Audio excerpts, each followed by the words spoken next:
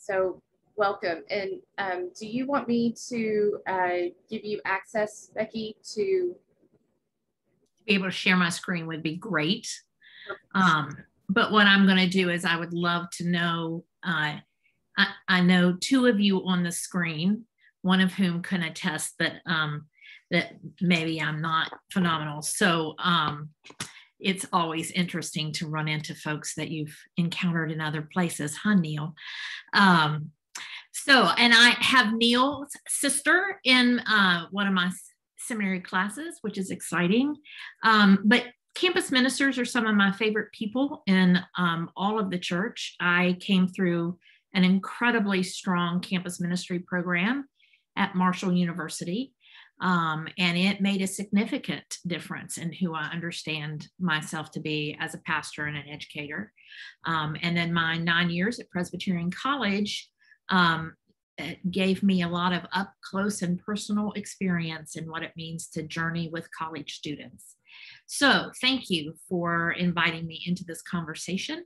And I really do want it to be a conversation. So let's begin with you telling me who you are and where you are, and if you have questions that you're bringing today to this conversation. So who would like to begin?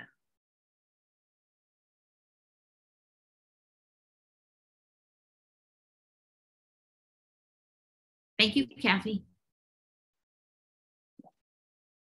I'm Kathy Carpenter. I'm in Blacksburg, Virginia with UKirk at Virginia Tech. Mm-hmm. Great. I don't know that I have any questions right this minute, but I'm excited to learn about this because I want to know how best to be with my students in the fall when they get back. Absolutely. And Virginia Tech has experience in trauma. Yes, we do. In unique ways. So yes, Kathy, thank you for being here. And we, everything that happens triggers it again. So that's exactly right. Yeah. That is exactly right. So, Kathy, would you invite someone? Let's see. Micah, you raised your hand, didn't you? Yeah, I can go. I'm Micah Watson. I'm at UKirk MTSU. And I guess I am here to learn. I don't really have any questions right now either. All right, so you're going to have to explain to me which MT. Sorry. It could be Michigan Technical. It could be right. Not quite that fancy. Middle Tennessee State University. Right. So right in the heart of Tennessee. Thank you, Micah. It's good to be here with you. We are the big brother to UT Knoxville, I think. No, it's the opposite way. Depends on where you're standing. So that's right. Good. Well, I'm headed your way next week. I'll be in Tennessee, in Clinton, Tennessee, for a week with the Children's Defense Fund. So who would you like to invite, Micah? I guess I will invite, let's see, Whitney. I don't know you, Sal.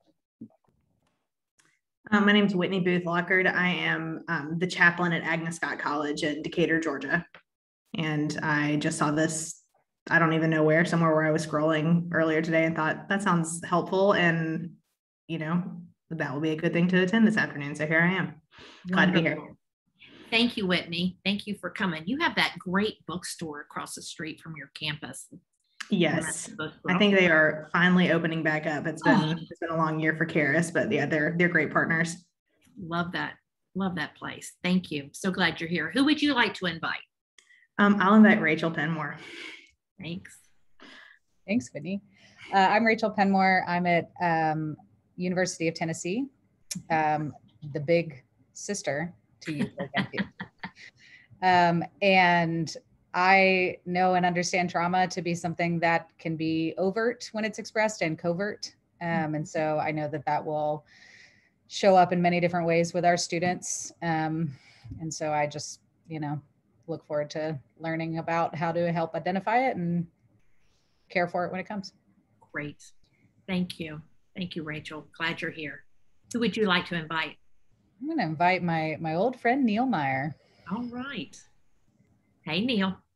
Hi, Becky. Thanks, Rachel. Neil Meyer, UKirk, Michigan State. And think the question on my mind bringing to this conversation is one we're probably all asking is, what's reentry going to look like? And this unique moment we're all facing this year with essentially in many contexts, essentially 2 full classes of students coming to campus for the very first time together, and what the impact that all of this is going to have in that way. And I'd like to invite Nee. Hi, I'm Nee Abrahams. I serve at Press House at the University of Wisconsin-Madison. And the question I have, which I didn't really have as a question until today, is essentially I'm trying to think of how to say this. How should we be preparing for the Delta variant to mess up all of our reentry plans? Yeah, that's kind of front of our mind today. So I'm just wondering how much of my, thought I should be devoting to that. And I would invite, let's see, Matthew. I don't think you've gone yet, so I'll invite Matthew to go. Thank you, Nee. I'm Matt Freese. I am at UKirk, Florida State. And so we live in a state like Texas that doesn't believe this is happening. And so, so kind of to piggyback a little bit off of Nee and Neil's questions, how does the fact that we've experienced this collective trauma globally, but the implications of it have been very particular, and reentry looking very particular, how is that exacerbating the problem or complicating the process of trauma recovery? Excellent questions. Thank you, Matthew. Who would you like to invite? I'll invite Nancy to say something.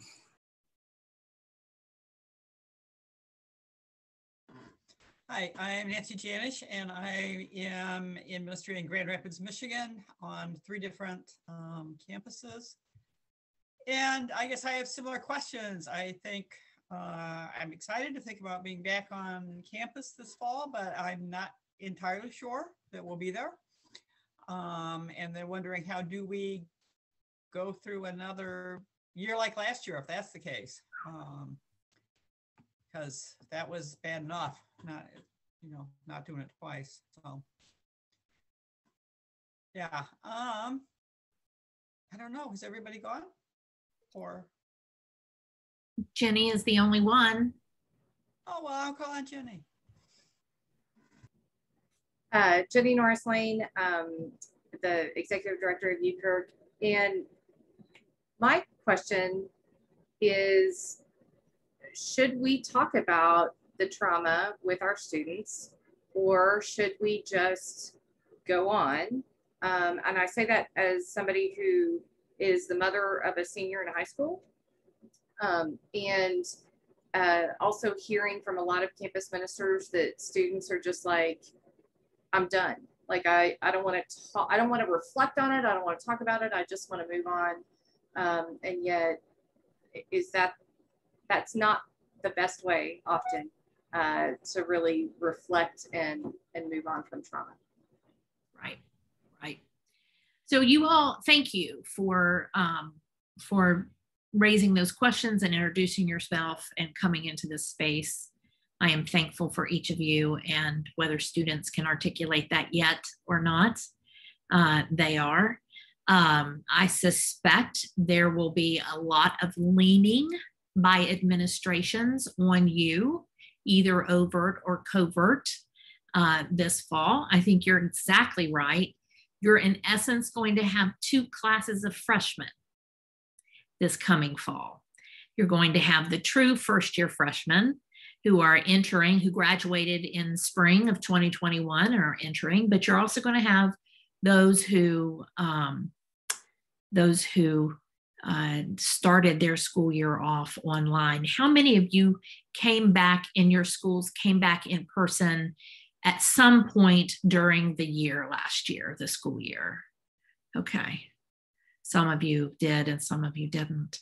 Were those of you who did they have orientation for first year students? How was that onboarding process happen that mid-year differently than it maybe would have happened if they'd started in the fall?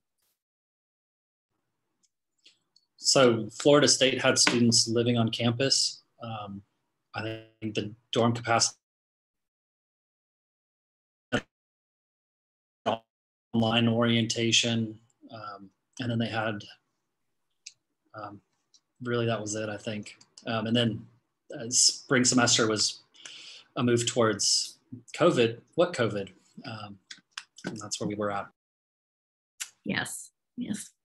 COVID, not talking about COVID and restricting voting rights. It's an interesting combination in many states. All right, so you're going to have folks who are coming back.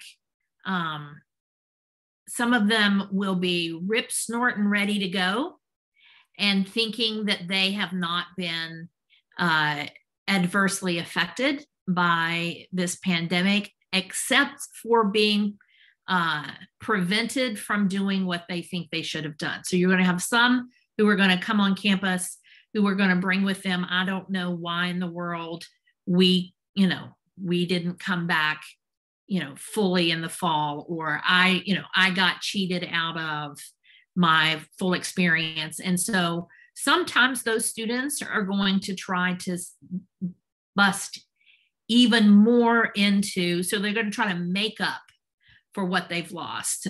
Even schools that came back mid-year may have had reduced opportunities in communities, in different activities that were available to them. So I would imagine that there will be some let's make up for lost time behaviors would be some typical, or some behaviors that are consistent with, let's use your all's language of covert and overt, some covert trauma-based behaviors. You're going to have students who are coming back and who are worried about the Delta variant. I don't know how much, how much we should be planning for that overtly, though I think I would be giving some thought to what are we going to do should it come up. I will be, maybe I'm being pessimistic, but I wonder if we'll make it through the fall before we have to go into some modified shutdown behavior, that means many schools kind of finished before Thanksgiving and did the rest of their time remotely. I think it's yet to be seen, but maybe we've got enough of a medical handle on it that we'll be able to move away from that. I think the reality is in many of our campuses, budgets are going to be motivating what we do. And the decisions that are being made as to the loss of revenue when it comes to housing, loss of tuition, what activity fees, what does that mean for, sports, no matter what division you happen to be in. There are a lot of external factors happening in the decisions that are going to be made.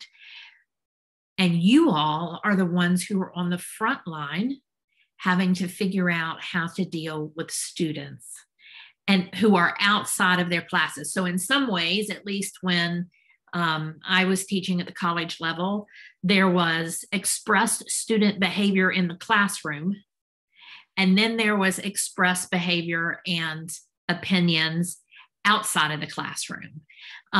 In some ways in the classroom, it's a little more contained, a little more fenced, if you would. Outside of classroom, where they're feeling extremely comfortable, and those are often in your spaces, they very well may be expressing a different point of view than they would be in the classroom. So let's talk a little bit about this trauma, because many of you have said, and you're right, and it's not just the states that you identified, but there are many states out there, and there are many parents who do not believe this is real. I am from West Virginia, and I come from a family where my father was chief among those who did not believe this was real. This was just made up by the media, and he suffered the consequences of that. So let's talk about the reality. Let's talk about, and it's really funny. I can promise you my own college professors would be laughing their tails off that I'm about to say, let's look at science, because that was not my strong suit.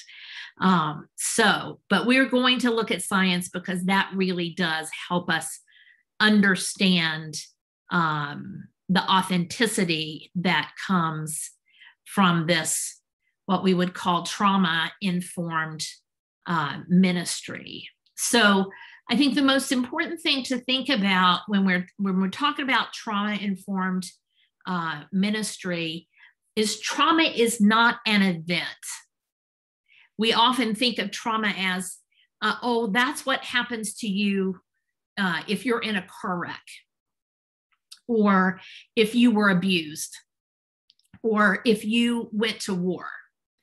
And so people often think that trauma is an actual event they experience, which lends itself towards adults who will say, well, I wasn't abused as a child, so I don't have trauma. Or I was never in a car wreck, or I was never incarcerated, or I was never take your pick. And therefore I don't have trauma. I'm not that person. But what we know is trauma is not the event itself, but rather it's the way in which our body and our minds respond to particular experiences. And the intensity and the length of the experience have great influence over the ways in which we process these events that foster trauma, that bring about trauma. I think it's really important to understand, if you remember nothing else from today, or take away nothing else from today, that you take away, trauma is an experience. It is a response to something that happens. 2, everyone experiences and manifests trauma differently. So two people can have the exact same experience. Two people can be in the same car wreck, and they will have very different experiences and manifestations of trauma. 2 people can be in the same regiment, in the same firefight in a war, and they will have different experiences of that event. And the third thing to keep in mind is all of us, including you, have experienced trauma this year. We all are having some level of a trauma, some level of manifestation to this event called the pandemic. And whether or not you believe it was real, the fact that things shut down, you weren't allowed to go to college. You may have felt that you'll have students who,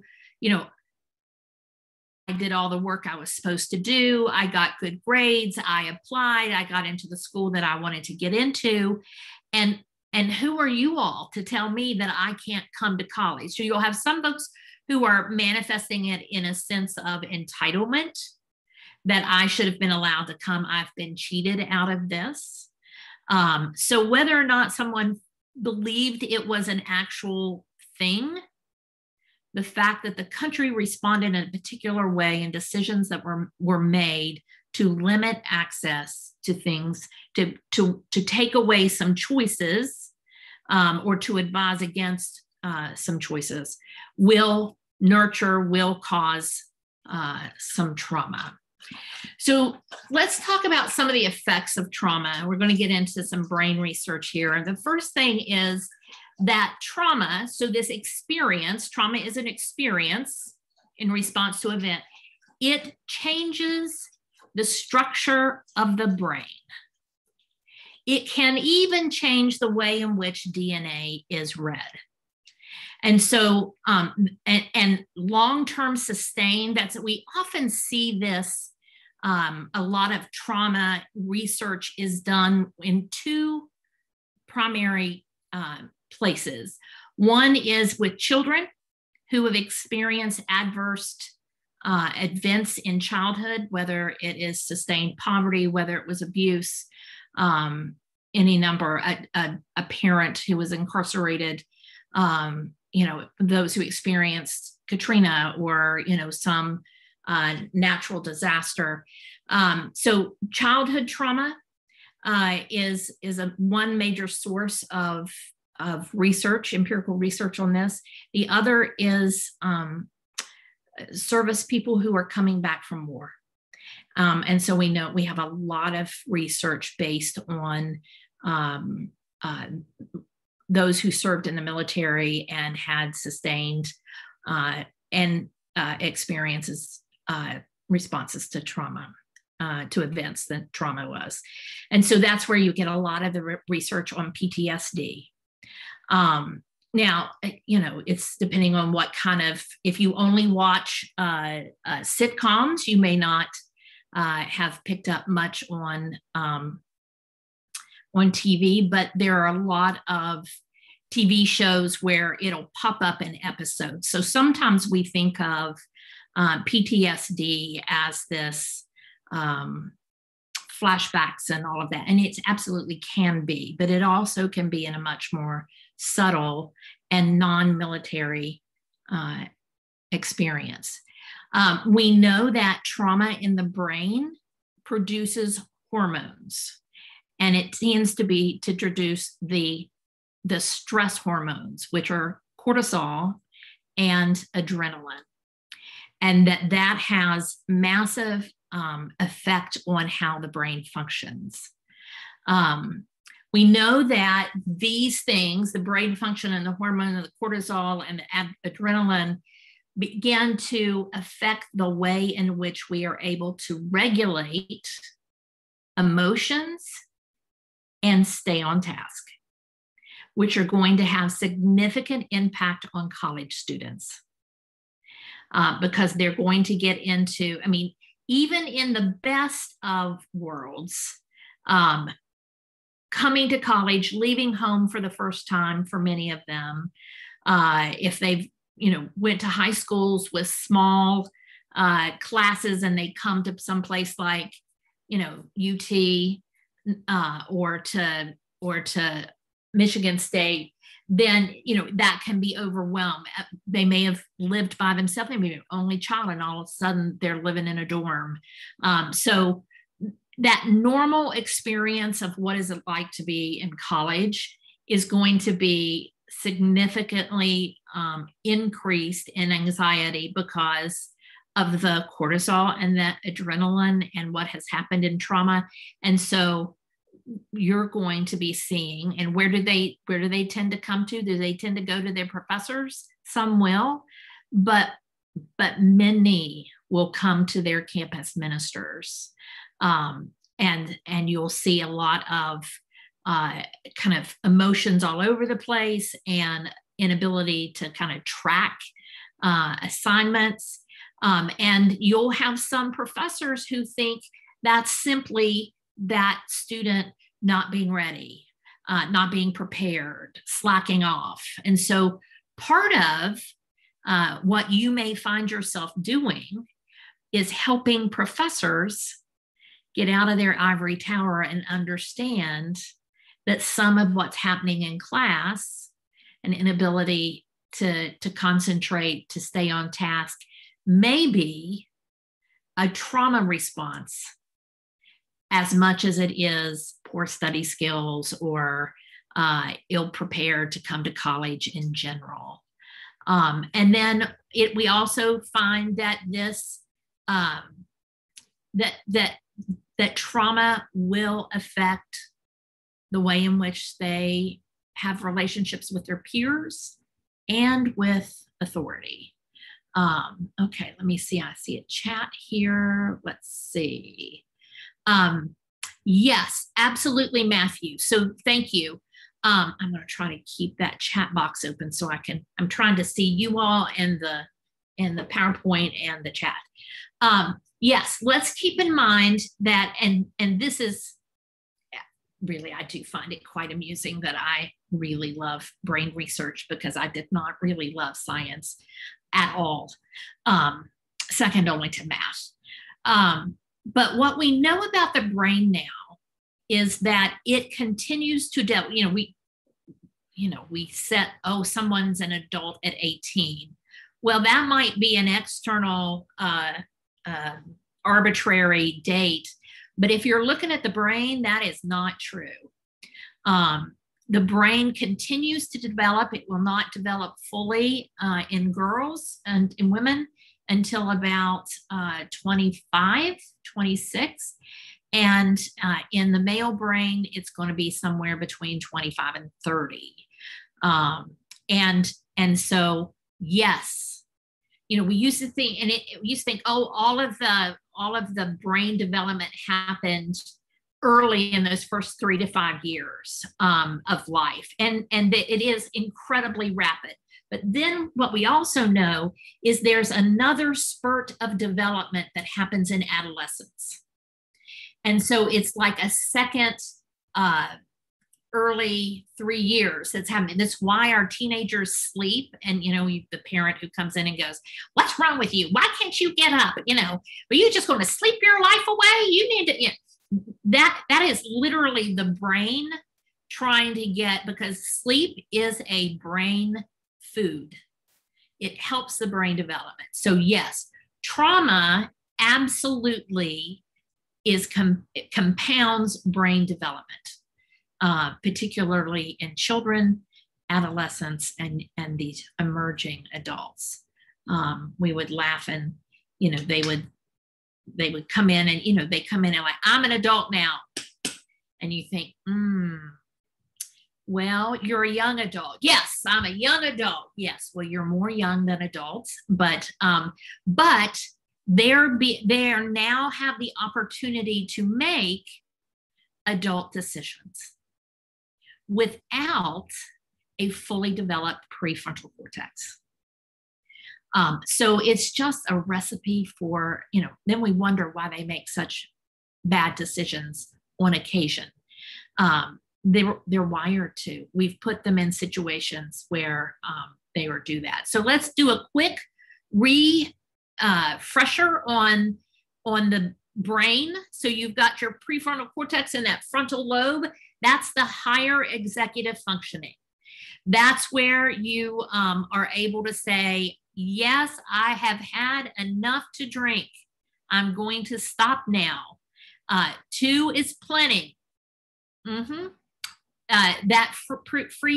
prefrontal cortex is where they're able to say, perhaps a keg stand is not the best idea.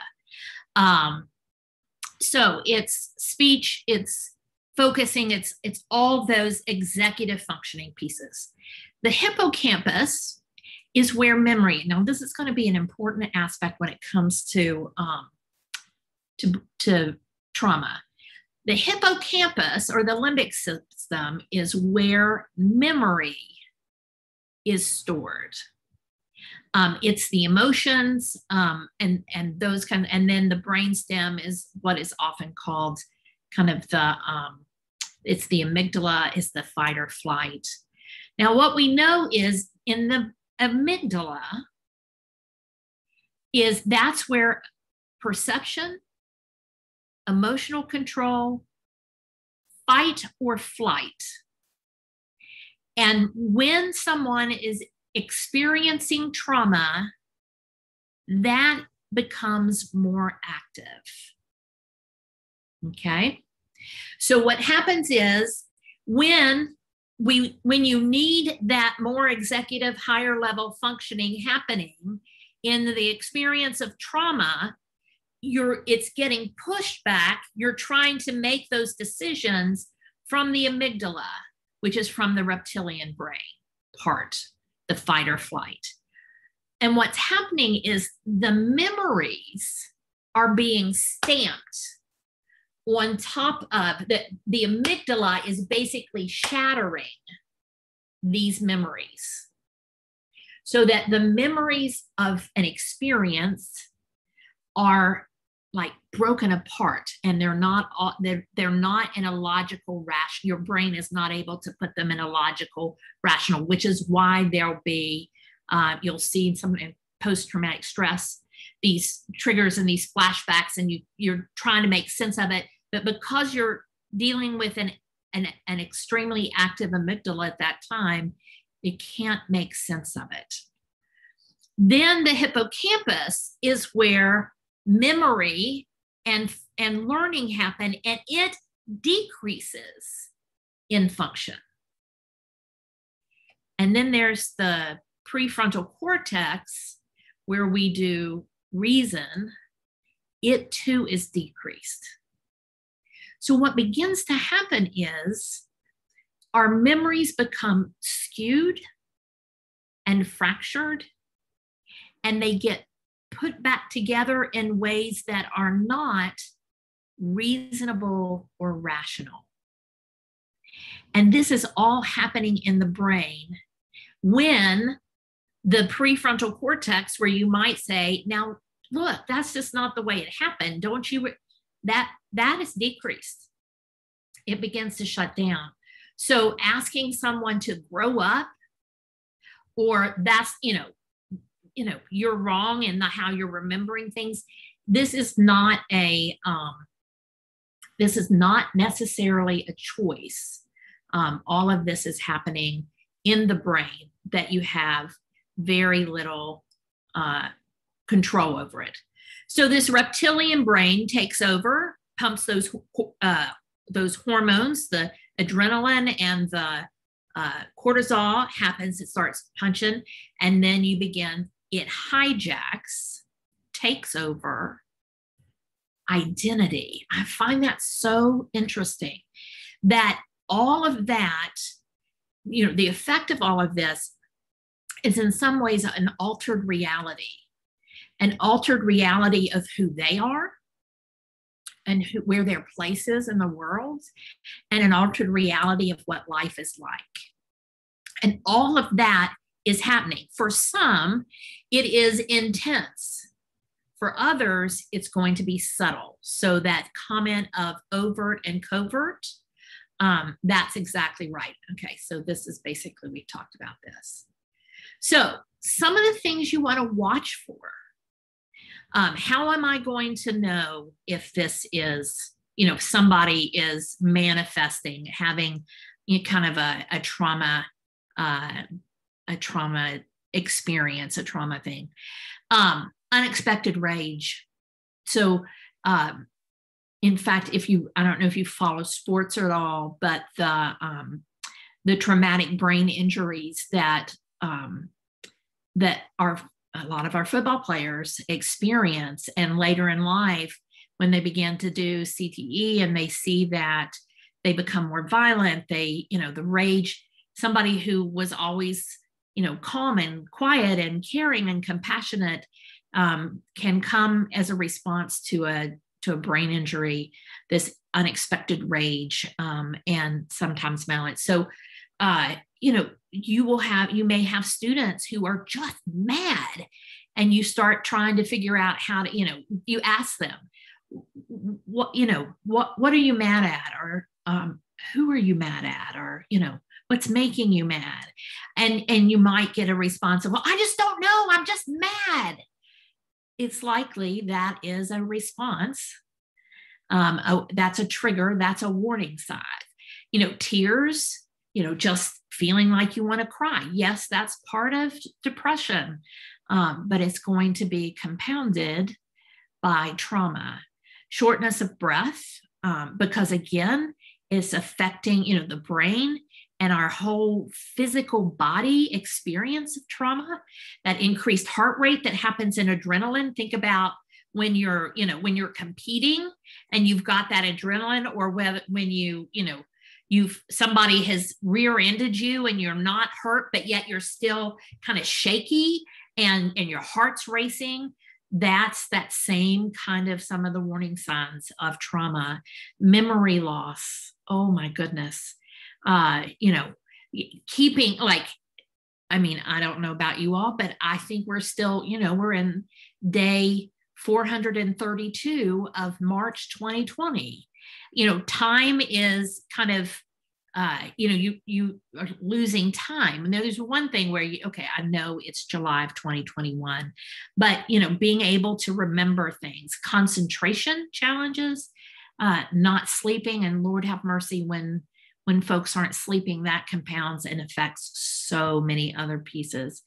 And a sense of emotional numbing, which I wonder how that's going to affect empathy as we are trying to, especially, if you think about this, especially those who've not come back, some of us talk about a triple pandemic. We've had the pandemic of COVID-19. We've had the pandemic of 1619. So we have the pandemic of racial inequality, and we have a pandemic of poverty that has increased during the pandemic. And so, as we're trying to help students and parishioners and whomever come together and begin to have some empathy as they consider the experience of others, some trauma pieces can absolutely be emotional numbing. So these are things we're going to want to kind of watch for. I don't know why John Cleckhorn is calling me, but I'll call him back. Okay, so here, this is from, I find this quite interesting. So let's keep in mind that God alone is the Lord of all creation, and that as Reformed people, we believe wisdom comes from a variety of places. And that is okay with God. That makes us different than some other places. So something else I want you to get your head around is trauma-informed ministry is not a program. Trauma-informed ministry is not a program. It is not a curriculum. It is not an event. It is an attitude. It is an approach. It is a way in which you are crafting experiences and relationships. So in any kind of trauma-informed ministry, the first piece is safety. Are you creating safe spaces? And those, are you creating a space where someone feels affirmed, comfortable, feels, has a sense that they belong? The second is, so as you're creating ministries, as you're crafting your small groups, I don't know what you do in your UKirk, but when I was coming through campus ministry, we had Bible study on Tuesday nights, where our campus minister, he introduced us to Nowen and Beekner and all kinds of things. And listen, I was in college over 30 years ago, so that was kind of cutting edge then. And concepts, and then he would break us up into small groups to do conversations. But creating a sense of community where all are welcome, where all are valued, where all have a place, that breaks through that emotional numbness. So safety. The second is, and you will hear, it's interesting, a lot of folks are talking about, instead of talking about safe spaces, we talk about brave spaces.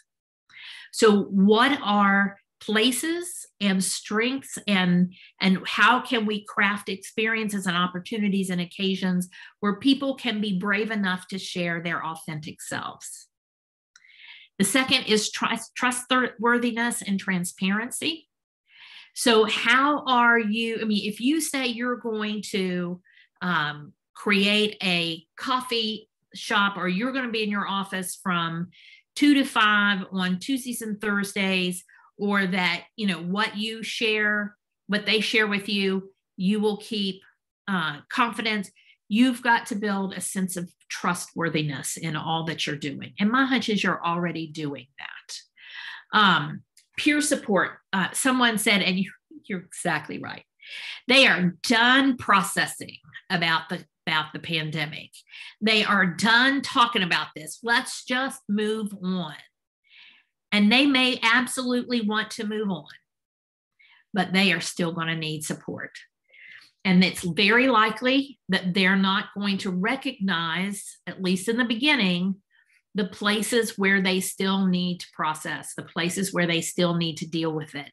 So this is where we have to get creative in ministry and find ways in which we can craft open-ended questions that aren't about, that don't start with in response to the pandemic, but rather, you know, the open space technology of a continuum. We're on a continuum of, you know, I think I can be empathetic and really understand somebody else's plight at this end.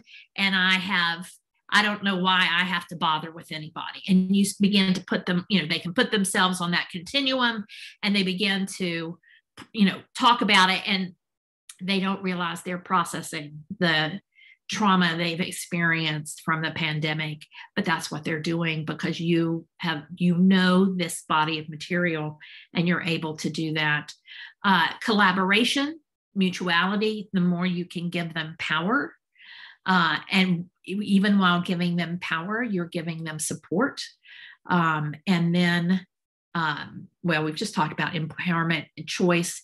And cultural, historical, and gender issues is all of that is compounded. I am looking at the time. And so what I'm going to do is I'm going to stop sharing because I'm going to share this. I have on this screen, I have some, here's what you can do. But I want to make sure that we have time for questions.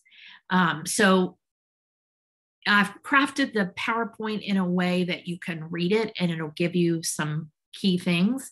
But let me stop and ask about questions. What's prompted in your mind in this? One of the questions that comes to my mind is the fact that in really real ways, there may be more freedom that they're experiencing right now in the summer with their internships and their jobs and their camps and all the other things than sort of some of the restrictions that'll be in place when they come back to a moderately controlled environment of campus, and how that's going to impact this conversation and how it plays out for them. I don't even think the students quite realize that yet. I think you're exactly right. And I don't think administrations are thinking in those terms. I think those are the things that you're thinking and you need to think about. You know, it's going to be a little bit like, I mean, I wonder if we can remember, you know, we went off to college, we experienced a little more freedom than we had when we were living in our parents' house. And then we had to go home for Christmas break or the next summer. And all of a sudden we've got more restrictions and we're not liking that at all. So I think you're going to get a lot of pushback. And again, that's where that anger, where that frustration is going to come out. And they're going to think it's just about this one, you know, they're making us shut down early, or they're limiting the number of people we can have in the fraternity house.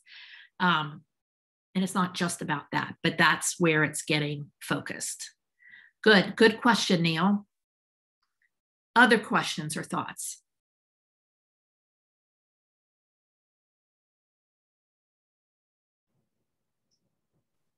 Is the assumption that students will be participating in more high-risk behavior than even in previous years? More drinking, more binge drinking, unprotected sex, all that? You know, I don't think there's any empirical way to map that out, but instinct says yes. Kind of human nature, particularly human adolescent nature, is, well, if you're going to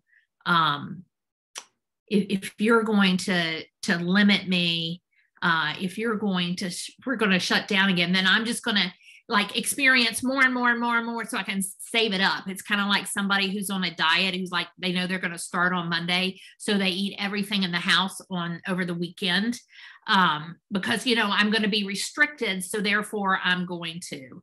So, you know, I don't think there's any way that we can know that scientifically, but I think we can accurately suspect, you know, that is going to be the case for some, particularly in this trauma brain, this trauma-informed brain, where their best functioning, their higher functioning is decreasing, and their you know, amygdala is increasing.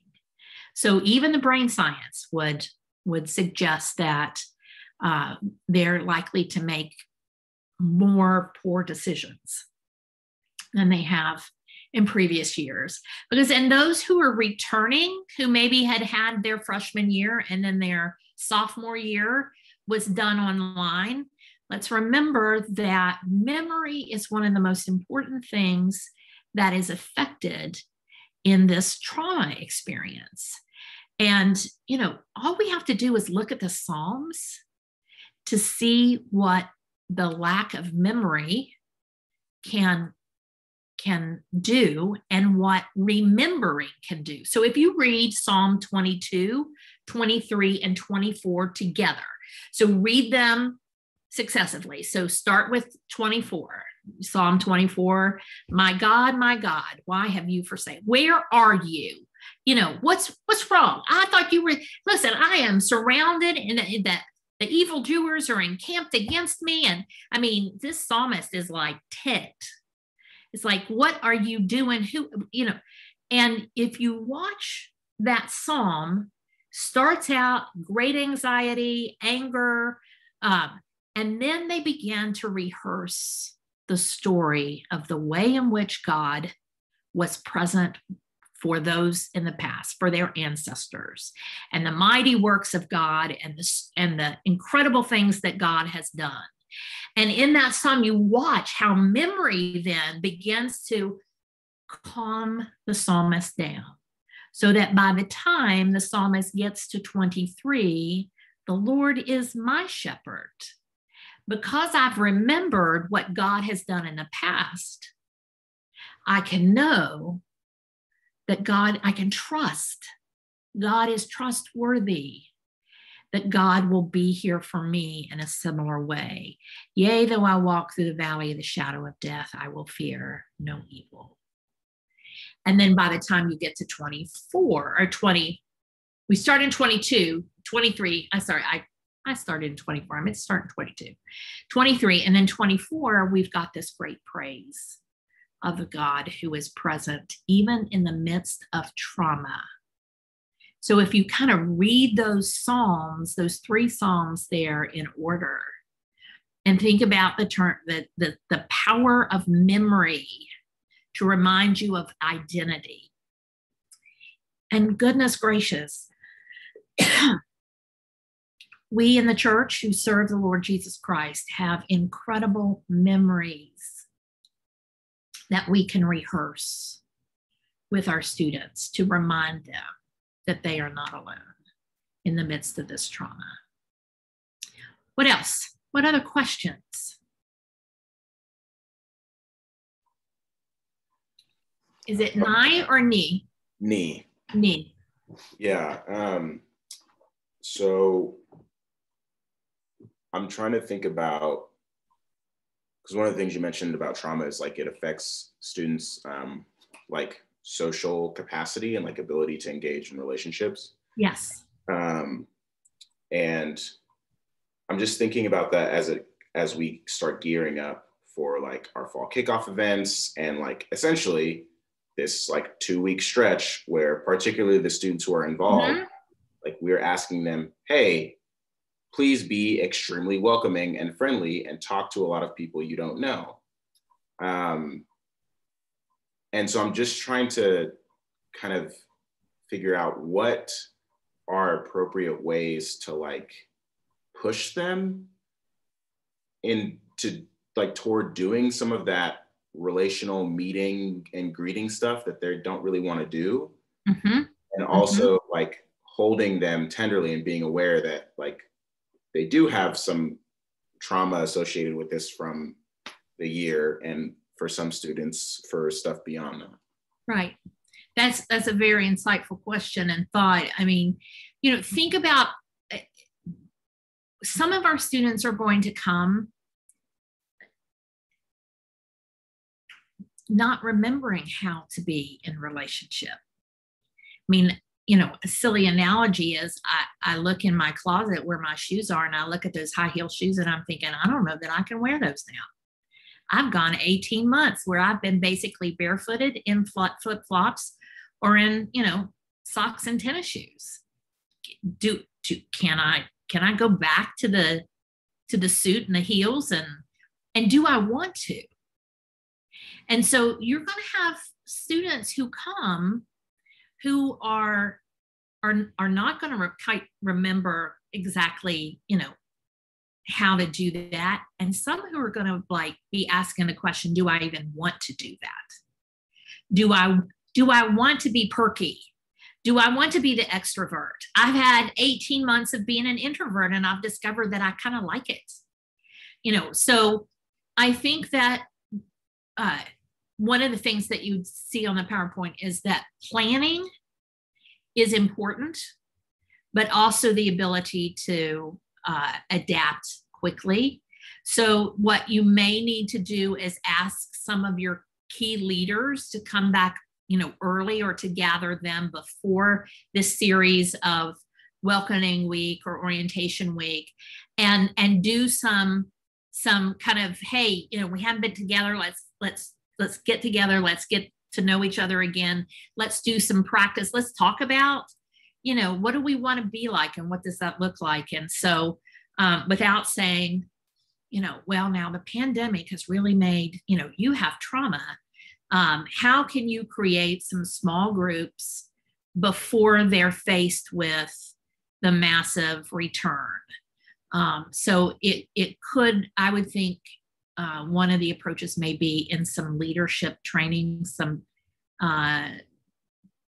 pre back to school opportunities to do that. Because some of us don't remember how to be in person, depending on how careful you were with following the guidelines out of the CDC, and where you were in the country. You know, do I remember, you know, how to act and to be? So give them an opportunity in a smaller setting before they get thrown in to the big piece. When anxiety is not so high that the prefrontal cortex is completely shut down. It's a good question, Nate. Thank you. Thank you. Matthew? So thinking about the fact that we've all that there has been a cultural traumatic event, or many events, and that each of us will experience that differently or respond to that differently. Just trying to think through that. Of the 10 students that show up, all 10 of them will have had a different response, and some might be traumatic, some might be grief oriented, some might have anxiety, depression, some sort of mood disorder related, or just simply stress. Can you talk through thinking, or just to think through that, like the complex range of things that could be? Oh, absolutely. And I think you've named them right there. I think that some, as we, I think symptoms or the signs of that is, you know, you're absolutely right. You are going to have to be multilingual in this, and have your ability to determine what is, you know, what is depression, and what is depression compounded by the experience of trauma that we've all had. I think referral is the name of the game for us, because most of us have, you know, just a little bit of knowledge, and we probably have the knowledge to identify or to spot the triggers or the problems. But I would probably make an appointment to meet with the counselor on, and not like the academic counselors, but you know, PC had a therapist. I think most colleges and universities have a counselor on staff, but make sure, you know, kind of like find out, what are you, you know, what are you going to have small groups? Are you going to have grief groups? Are you going to have, you know, and you may be in a population where you can call them that, grief groups or trauma groups or whatever, but it may be that you've got to have some creative names for them so that they don't feel labeled. Because what we know about Gen Z and Alpha is they really despise labels. And so I think, where are your places of referral? What is going on? How can you partner with mental health agencies? You know, maybe there's a place where, you know, you can, you know, it's a NERF thing. It's a, you know, what are some appropriate channels and activities that you can do for releasing some of the pent up anger and frustration. But I think, you know, your ability to identify and to have already in place some of, you know, some things in place, and some places you can refer, so that you're not having to dig for it. Because I wonder, I don't have anything to back this up, but I wonder if, you know, there will be some, we only get 1 or 2 opportunities where they'll come in and be vulnerable enough to give us, you know, to pull back the curtain that we can really might see where they are. And if they leave the office without, or that conversation without a place to go or something, I may have missed that window. Maybe you could do some indirect kinds of things once you've gathered the information, put it out there, because you'll have some students who don't want to come and be vulnerable and admit what they need. But if they know they can kind of pretend they're not looking at a poster or on a website, then they may come at it that way. I hope that answered your question. So, all right, I'm looking at time. I have plenty of time, but I want to honor your, well, that's not quite the truth, but I'm happy to stay and continue, or I'm also happy for us to say, hey, we had a hard close date and time and we're done. I've got another thought or question to throw out. I've been thinking about this temptation toward restoration that I see happening in the church, and the goal, and then thinking about that, what are the implications for us in campus ministry for that, you know, there's this eagerness to just go back, and everybody's going to be sitting on the first Sunday their churches are back open. They're going to be sitting in the same pews they were sitting in and everything else. And we're back, and it's like nothing ever happened. And yet we know how much the world has changed. That's right. And again, thinking about in some of our contexts, we could have up to 50% or more of a completely new community congregation with, you know, 2 classes and all the changes that have happened. And so I sort of keep saying that out loud to remind ourselves, I think, of that's a reality, and that restoration should not be the goal, because we're all different people than we were pre-pandemic, and the church has changed, our ministries have changed, and we need to keep that. We need to keep saying that out loud, because of part of the temptation is that it has also happened to us. And so acknowledging that, but how do we keep that in the forefront? Because restoring to something that was before is not faithful. No, it's right. And that's perfect. Thank you, Neil. That's exactly right. The temptation is to and you can hear it. It's already, we're back.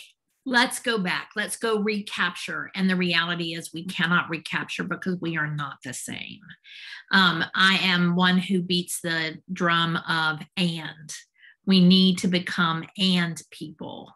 So when I hear I'm doing a webinar for the Disciples of Christ next week, it's not hybrid or in person.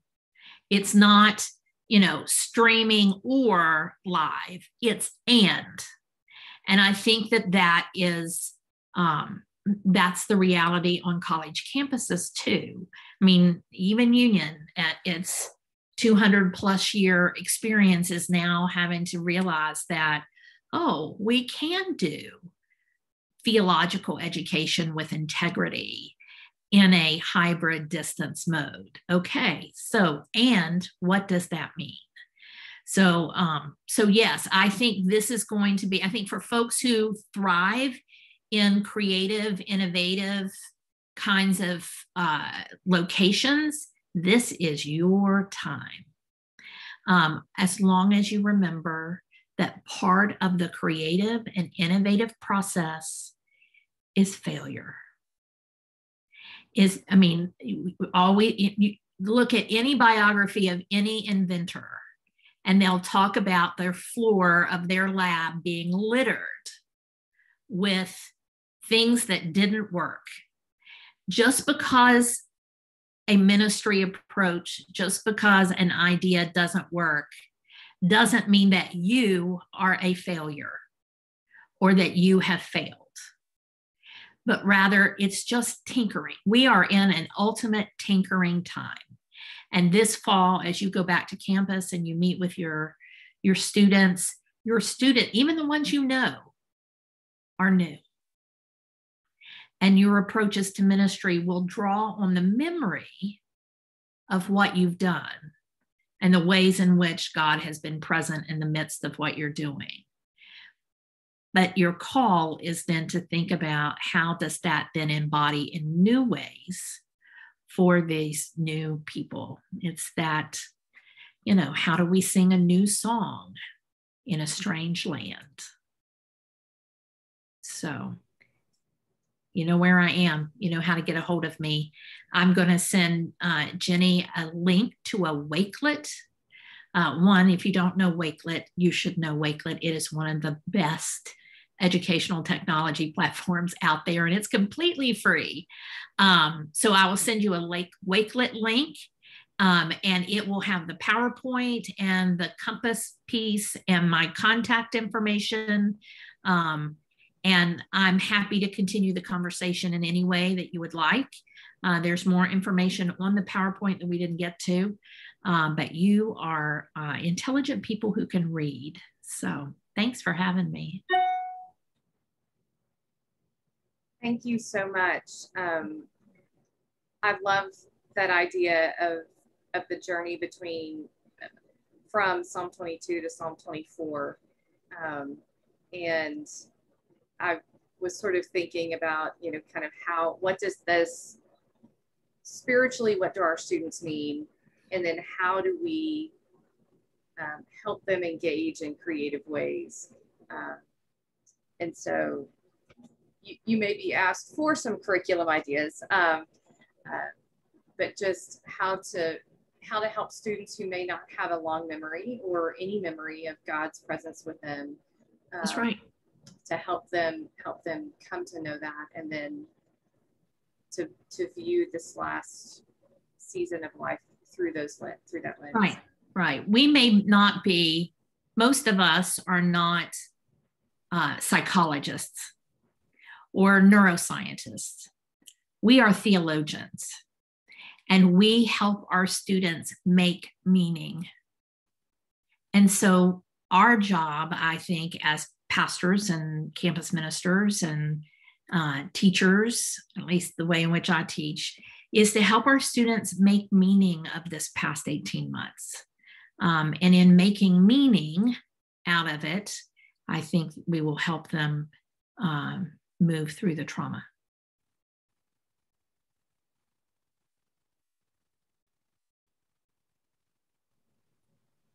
Are there ways of praying or particular scriptures or, experiences of helping them engage with their breath or their body that you think of naturally when you think about spiritual formation? So one of the things that the trauma research tells us, trauma-informed research, is that the way in which you reduce the hormone secretion of cortisol and adrenaline is through meditation. And I think for us, the guided meditation that we can use through, there's plenty, there's such a rich, if we combine memory and scripture and guided meditation, where we kind of calmly walk them through and let them focus, I think that would be an outstanding way of bringing all of that to bringing who we are as biblical and theological leaders, what we know from brain research and the experience of that, gives them space. Breath prayers are going to be great. I'll also, one of the nice things about a wakelet is I can continue to add to it so that when you go there, you can see anything new that I add to it. So I will keep that in mind as I see particular curricula or prayers or those kinds of things. I'll add that to the wakelet as well. Thank you. You're welcome. Jenny, there's a bunch of research that's just come out on mindfulness and its connection. There's tons of mindfulness research now, but a considerable amount of it directed towards healthcare providers during the pandemic and how mindfulness helped them process both the primary trauma of being in the healthcare setting as well as the secondary effects or secondary trauma for them as well. And so it's, I have one article that I'm looking at right now, but can get that. Good. It's interesting. There was a UCLA study that was done years ago about religious practices and spiritual practices that help students not only engage spiritually, but also help them become more successful college students. And it kind of go from that journey that from kind of freshman to junior. And it said basically being a business major decreased spirituality. But there are the two things that helped were contemplative prayer and giving their own money to a cause that they believed in. And so participating in either fundraising or mission experiences or service opportunities, but then inviting them even to give $1 or to $5 or something like that, that there was something that expanded their understanding of themselves as a part of the world, and really helped to develop that identity. And so that both of those things sort of help me think about that mindfulness piece of that contemplative prayer, and also just what does it mean to see ourselves with agency. Yeah, Patrick Reyes has his newest book is called The Purpose Gap. And it's outstanding. It's a great resource. I highly recommend that.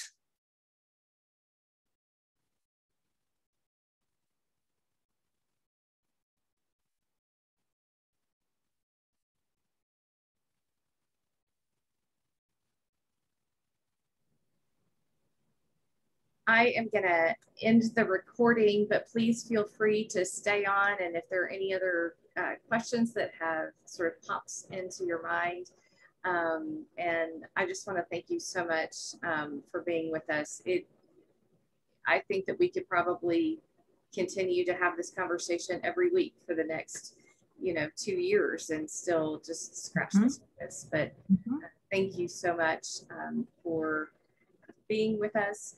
And I need to know that he was the person that was chosen to receive a book. And the interesting thing is the book was written by Mark Elston. So maybe you already have the book, so you won another book. So yes, so